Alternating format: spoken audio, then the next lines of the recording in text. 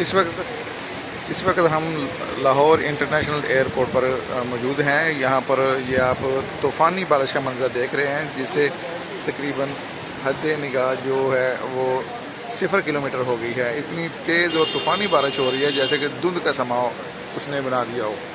ये आप देख रहे हैं लाहौर एयरपोर्ट पर तूफ़ानी बारिश का मंजर आप देख रहे हैं।